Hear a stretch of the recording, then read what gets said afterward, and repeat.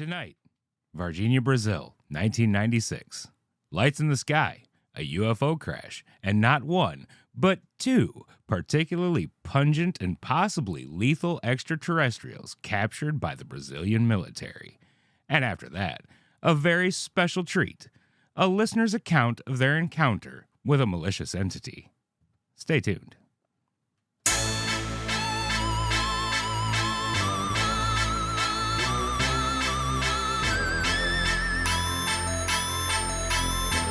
Hello there, friends, and welcome to the Paranatural Podcast. My name is Ben. And I'm Matthew Perry. You're Jake.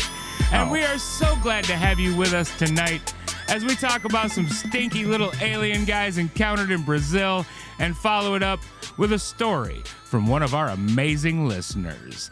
Jacob, how you doing tonight, buddy? I am phenomenal. How are you? I'm doing pretty good. Actually, I'm doing pretty damn good. Good. Kind of excited about our stories tonight. Got good alien story, listener story. Hey, if they think that's good, they should head over to the Patreon because I got a doozy too. There you go. Patreon.com/Paranatural Podcast. $5 a month. You get some extra content and, our undying affection, I guess is the good word for it. If I see you in person, I will pet you. As hard or gentle as you like. That's not true. I make no claims to petting anyone in any way, shape, or form, Leilani. It was just a joke. Yeah, I He might pet you. I don't know. Now that I think about it, probably not. I'll give you a nice firm pat on the back, though. Hugs That's are free. thank you. Hugs are free. Hugs are free. I'm a hugger. Hugs Everyone are free. knows this. All right, buddy. You ready to get down into this thing then? Yeah, no pets. No pets. Just hugs. Just hugs and firm handshakes. And overlong, lingering eye contact that may or may not make you uncomfortable. With one eyebrow up.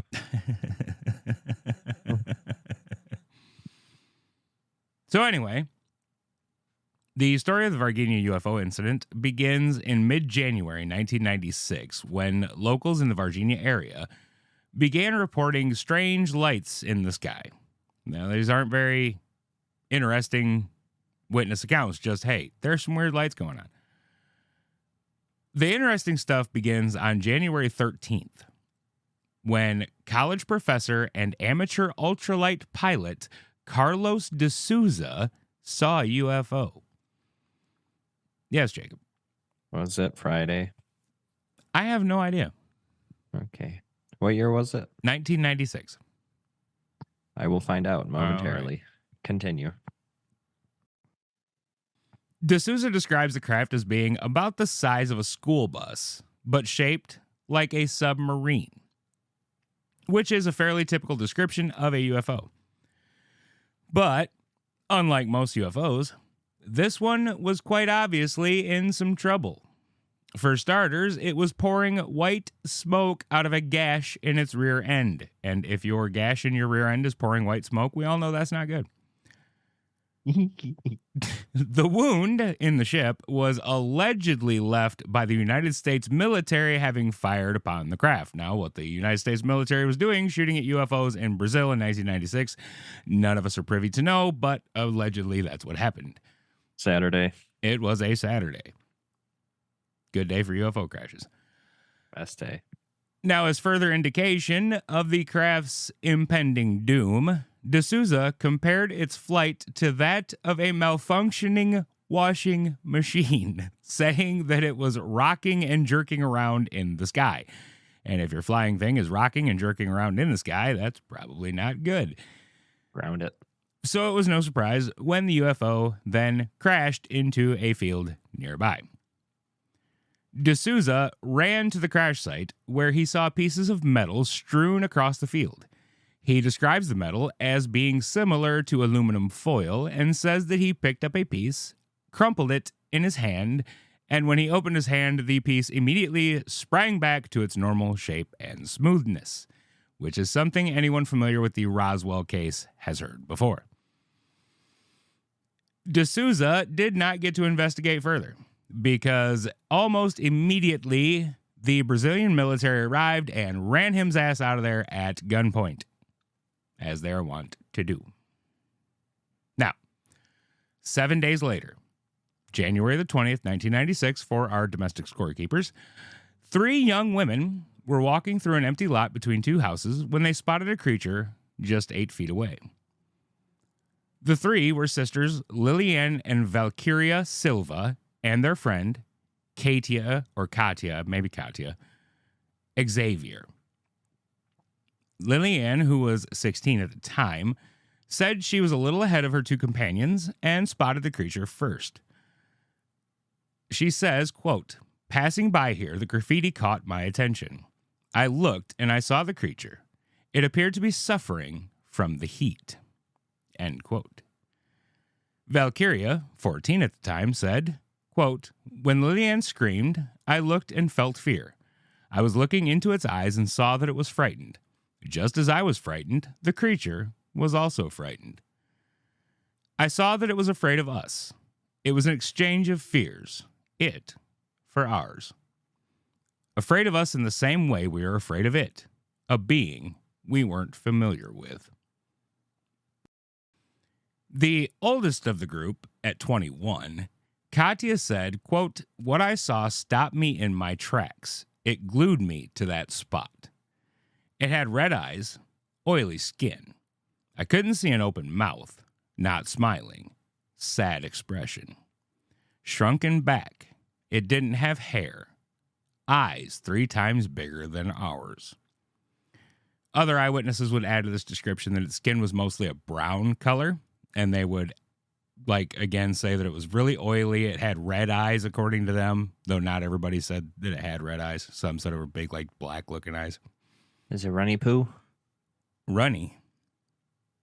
Oily, runny, discharge. It's greasy, sweating, I guess. It's hot in Brazil. And poopy. And this guy, he was bad. He was not having a good time in the heat, apparently. They said he was very obviously not doing well. Which, if your ship gets crashed and then you're in the Brazil heat for a while, you might not be doing so good. Other people who reported to have seen the creature both at the time and later on through video and photographs that the military let them see, said it had not horns, but almost like giant zits or something on his fucking head. This guy was not a good looking fella. He was very, very ugly. Very ugly little guy. Natural meanness. Well, I'm just telling you what they saw. All right. Not throwing shade at the aliens. Maybe he's a looker where he comes from. He could be a very handsome fella where he comes from. But anyway. But not here. He's ugly as shit. Anyway. Deciding that it was best to be somewhere a little less extraterrestrially, Liliane fired up her Lamborghinis and Scooby-Dooed it the hell out of there, with the other 2 not far behind. So, them just took off running. After making it a safe distance away, the trio stopped for a "what the fuck was that" conversation, upon which they all decided that whatever it was they saw, it was no man or animal that they could readily identify.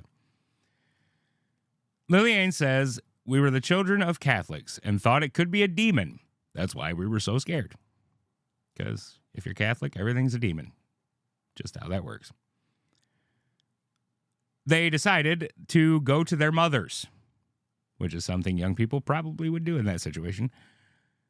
Liliane and Valkyria's mother, Louisa, saw the girls coming and knew something was wrong just by the way they were walking towards the house, kind of dragging each other along, heads down. She just knew something is up with these girls. She went out to meet them, got the story from them, and made them take her back to the spot where they saw the little alien creature. Upon arrival, they were all immediately assaulted by a strong odor. Katia described it as an ammonia smell, while Louisa describes it as something else, something worse than sulfur. She said, quote, "For 20 days I smelled its smell. I couldn't stand the smell. I don't know where it came from. I even washed my nose with alcohol and water." End quote.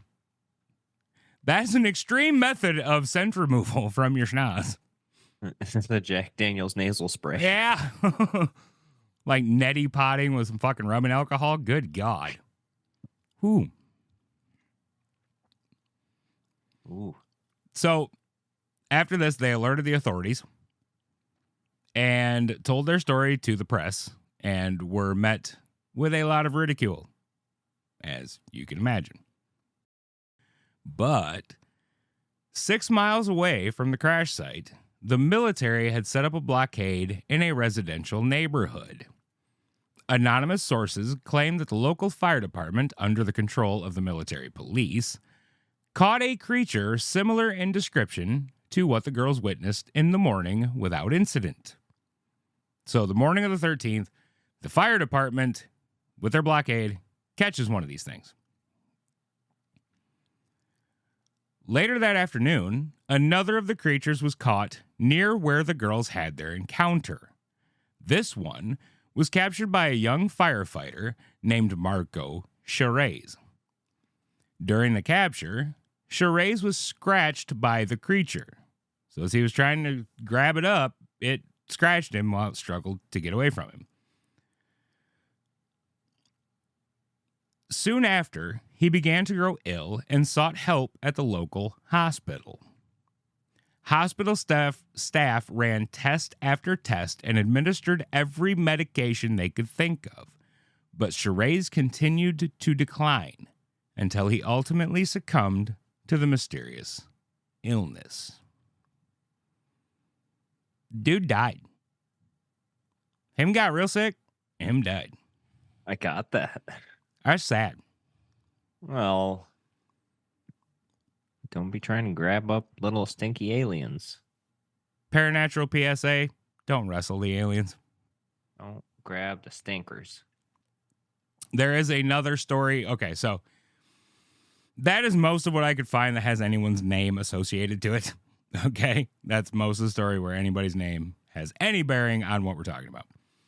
There are other stories, so one of which is the local sheriff at the time.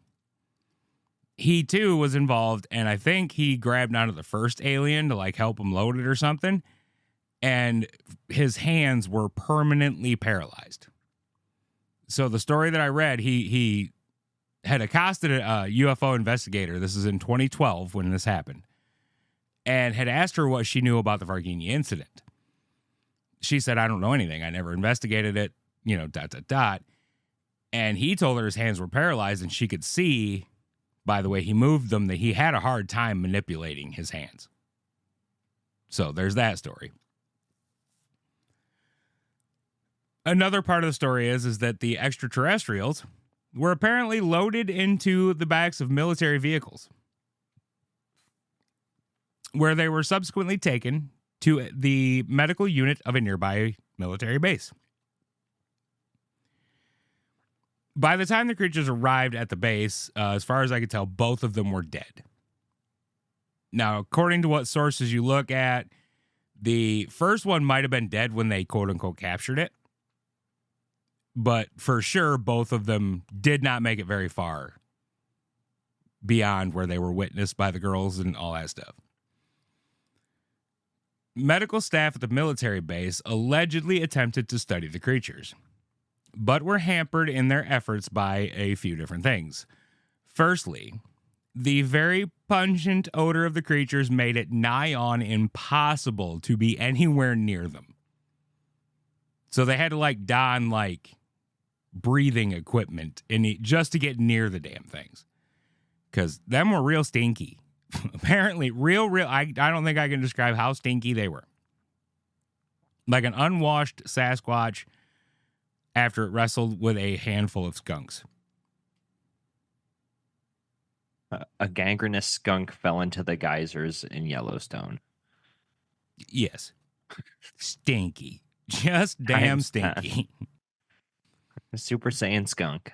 The second issue with studying the creatures was that a lot of people who came in contact with them began to display signs of illness. Various illnesses, including nausea, headaches, blurred vision, numbness if they touched the creature, etc.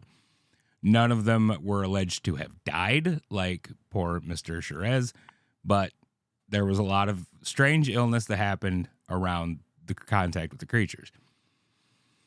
Third, once they got this far, is the fact that the physiology of the creatures was so vastly different from that of anything we know on Earth that the medical team didn't even understand what they were looking at. So it's just so weird they couldn't make heads or tails of it. Apparently him's guts were not where him's guts belonged. Or he had different kind of guts. I don't know what they were doing, but it was weird.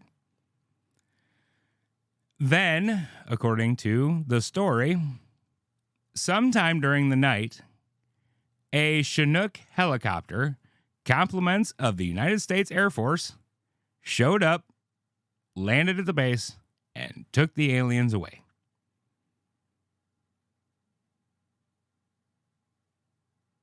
And that is the story of the Varghina UFO incident.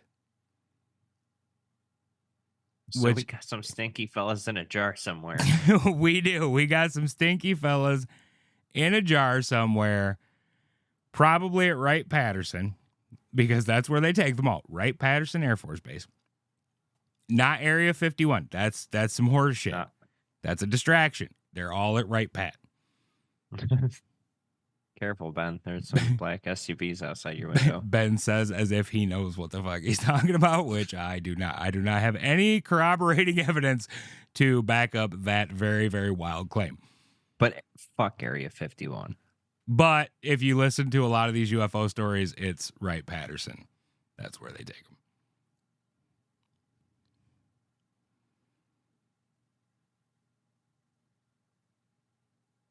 All right, Jacob, any thoughts on the Varghina incident? A couple. Okay, go ahead. Okay, so obviously Extraterrestrial Stink has a hand up on us. But when things are dying and sick, like you can get ulcers. Terrare. Okay, your story that you did on Terrare. Ah, yes, that was a Patreon episode about a man who ate everything. When he died, they found so many ulcers in his stomach, and they said the stench was unbearable. What if the fella, their physiology is completely different? What if he had ulcers on top of his pumpkin, and that's why they were so potent? So that is actually like a theory that I had as well. Is that the smell? I mean, number one, maybe they just smell that way. You actually hear a lot in different alien, extraterrestrial encounters that there is a sulfurous smell. Extraterrestrial, even extra dimensional type encounters, that there is a sulfurous type smell. But if our air was doing something to this thing, and that's very well could be, he could have just been rotting right in front of him, which would not leave a lovely odor. No, like even your average animal that's, rotting smells horrendous. So imagine a brown stinky dude from the stars. He's probably gonna smell a whole lot worse. Right, and who knows what he is physiologically composed of. Yeah. And what smell it might make when it deteriorates in our oxygen. Hard to tell. Yeah, I'm going with the rot theory. Like, they were not doing well, especially in the heat. Heat makes stink. And they said it wasn't horns, but like zits, which ulcers. Correct. He's just a rotten little fella. He's dying, and they died very quickly. So that's my theory. Yeah, it's as good a one as I can come up with. Either that, or like I said, aliens and extra dimensional things. Maybe it just stinks where they come from. No wonder they're coming here. Maybe they think we're stinky. Those dicks. Yeah. They probably don't have Old Spice, do they? Nope. Maybe they think Axe body spray is the oh wait, so I think Axe body spray is one of the most horrendous scents ever invented. Anyway, kids, stop with the fucking Axe. Okay, get some real cologne. Bathe. Okay, Axe is not shower in a can. Okay, bathe. You'll be fine. Old Spice deodorant. That's what I was talking about. The shit they actually put on. Yeah, use that. Use deodorant. Quit with the spray Yeah. can stuff. Real cologne. Too You'll smell strong. it. Yeah, way too strong. Like my nose doesn't work, but I can taste that shit, and it's bad. Amen. All right, what? Did you get a haircut? Yeah, every day, Nice. every other day. All right, enough about stinky aliens. So this story was sent from a listener, and I'm going to read it verbatim. They do prefer to remain anonymous, and that is something we will respect here on the show. Anonymity. Anonymity. I do understand why you would not want to come forward with such things because you get ridiculed just like the girls in Varghina did. So, Yeah, we share all our shit, and we don't care if someone ridicules us. yes, well, I don't blame other people for not wanting to have that happen to them. So, as such, I will read this verbatim as it was sent to me. All right, you ready, Jacob? Strap in. You're not strapped. I don't have a seatbelt. Ah, shit. Safety first, buddy. I have a knife. We're good. That'll work. All right. So our listener writes, I have an experience to share. I would prefer to remain anonymous, though. I told the story before and basically been told my pants should be burned to ashes from the flames engulfing them, so no need to relive that. LOL. I understand. I've been told I was full of shit many times myself, so like I said, we will respect anonymity here. She continues, so I am a bit of a medium, or at least very sensitive to the paranormal. I see dead people like a certain Bruce Willis film that shall remain unnamed. Every day of my life since I was about 5 years old. LOL. Spirits, angels, and demons. Several years ago, my sister and her boyfriend had been complaining of noises and activity in their home. Footsteps down the hall, things being knocked from shelves, etc. So, of course, my first question to her was, have you asked it to stop? No, she hadn't, so I said, well, do that forcefully. Let whatever it is know that this is your space, and they are not welcome. It's all about intent. She did. It apparently was unsuccessful, as she called me back the next evening. I thought she just lacked conviction, so I agreed to come down and take a look the following weekend, as it's about 2 hours away. I have helped many friends and family to cleanse their homes, and so I was familiar with the process and the like. So, down me and our mother go to check it out.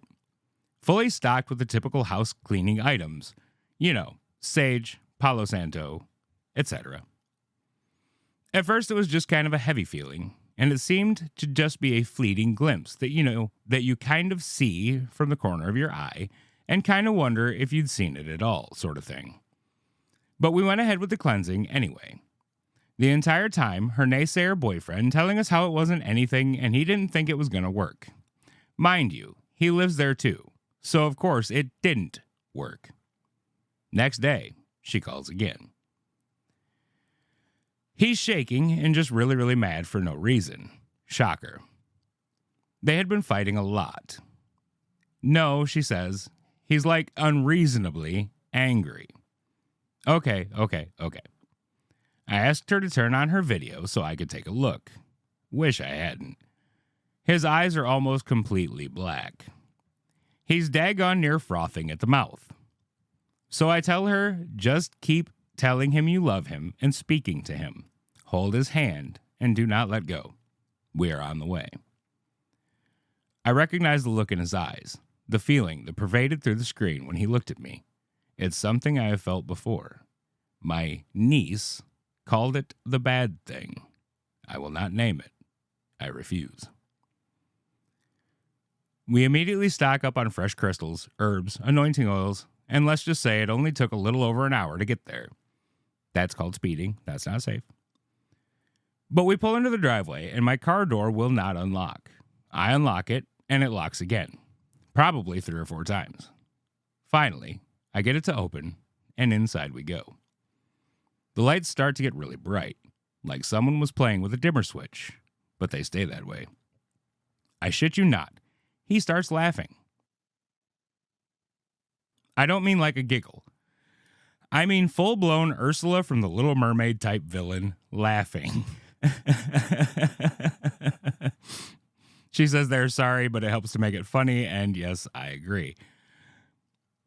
Anyways, so we start pulling out our stuff and setting up our circle, and the candles will not stay lit. It's like they are those trick candles you put on birthday cakes, but reversed. I'd get them lit, and they either immediately go out, or the candles, not small candles, but like the size of the 3-wick ones, or they would fall over and go out. So it took forever to get them to stay lit. Stuff is getting knocked down in the bathroom back the hallway, so I go to check it out. Everything in the shower shelf was on the floor of the tub. I don't bother picking it up yet. As I walk back out into the hallway, where the lighted living room was less than 50 feet away, I swear to you, it seemed like the hall stretched to be a mile long. Something big was blocking the light. This whole time, he, the boyfriend, is cussing like a sailor on shore leave, mind you, telling us to get the F out of his house, and he doesn't want us there. He doesn't need our help, and we can't do anything anyway. Just every negative thought that he could possibly think of. Even throwing a little bit of how overweight I am. I like the food a lot, LOL. And that's why my first husband didn't stay, etc. I stop in the hall and close my eyes for a minute, and when I open them, the hall is back to being small and short.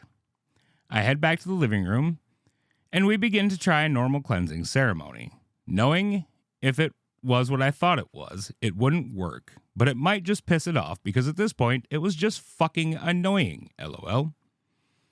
So it didn't work at all. In fact, when we laid our hands on him to try and assert that he was ours and not open for tenants, he basically throwing up a spiritual no vacancy sign, I immediately was struck with a blinding headache, like what I'd imagine a frontal lobotomy would feel like.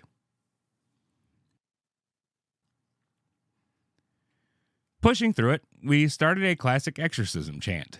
It's been successful, and we believe wholeheartedly it's all about belief and faith, in yourself and in your strength, and in this case, family ties and love, of course. So, mid-chant, I keep losing my place. I keep forgetting how to pronounce the words, as if I haven't done it before. I start over. 4 or 5 times, I had to start over. My nose starts bleeding, like a lot. Not too unusual, unfortunately, when I'm expending a lot of spiritual energy. It's the entity fucking with me. I know. But I know that I am stronger, so I keep going. I'm saging and chanting, and I look over, and her boyfriend locks eyes with me. This is where it gets fun. I am a very corpulent lass, as stated previously, and so it is no small feat that I was lifted and thrown down the entire length of the hallway toward the bathroom/bedroom, like a freaking movie special effect, like I got hit with an invisible supernatural car. I have to lay there for a minute because the wind was knocked out of me. I crawled back to the living room. All of us there laid our hands on him, and we were able to free him from the entity through power and prayer. And it was a little bit of a blur now thinking back on it, and I swear I don't know exactly how, but we managed to pull the entity and bind it as if we were not able to banish it. The jar was sealed with blessed wax and cloth and locked with binding runes, and let's just say no one will ever find it where it is hidden now. At least not until all of us are long, long gone. Anyways, that's only one of my many, many fun time experiences. It gets interesting. Hope it at least gave you a chuckle or some thought provocation. LOL.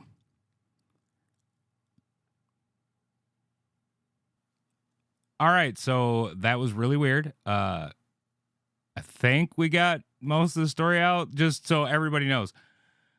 Just as I was finishing up reading all but the last little bit of this story that was sent to us, my computer completely glitched out. It has never done that before. So apparently this particular spooky specter didn't want its story told. Too fucking bad. So anyway, I'm going to finish this, Mr. Ghost. You will not deter us. The last little bit of the story here from our dear listener reads, also, my brother says I have to mention this because it was freaking hilarious. Apparently, when my mom was trying to check on me after the trip down the hallway, she was holding a Palo Santo stick in her hand, and I thought she was trying to feed me something, and I bit it. I'm dying over here because I didn't remember that until just now when he mentioned it, or when she mentioned it. Like, in what world does that make sense?